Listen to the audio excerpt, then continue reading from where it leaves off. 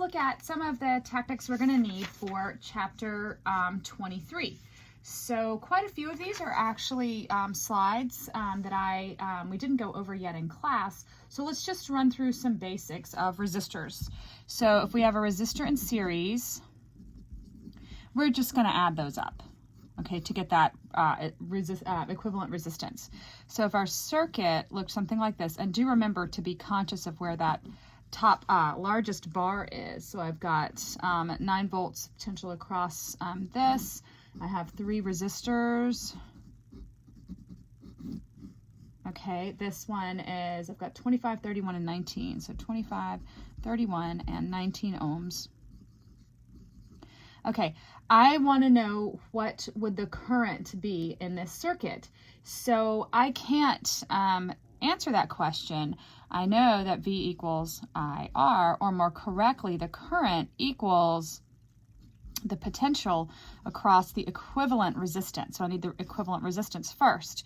To get equivalent resistance of resistors in series, I add them up. So 25 ohms plus 31 ohms plus 19 ohms.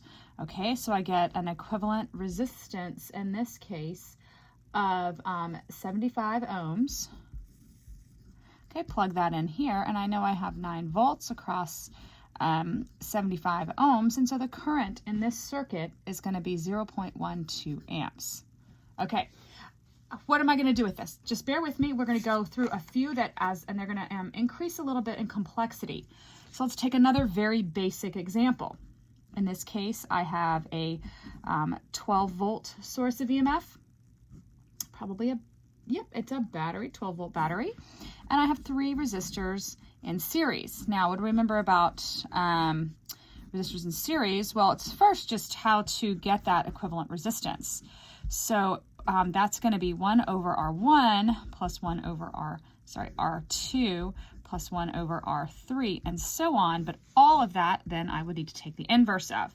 So in this case, if I have 58 ohms and 70 ohms, sorry, my handwriting is a bit messy today, and 42 ohms, how would I find the equivalent resistance? Because again, I want the current. Again, I know V equals IR, so my current is going to be that potential across that equivalent resistance. So what is that equivalent resistance? Well, I'm going to need to calculate 1 over 58 ohms plus 1 over 70 ohms plus 1 over 42 ohms. Okay, so I literally type in 58 inverse or 1 divided by 58. You can write those little numbers down right above and then add them up. Depends on the calculator. Maybe you have one that's a little bit more advanced and you can use the parentheses. And then I need the inverse of this entire thing. And so what I end up with is an equivalent resistance of 18.1 ohms. I can plug that in here. So my current is going to be that 12 volts divided by the equivalent resistance of 18.1 ohms.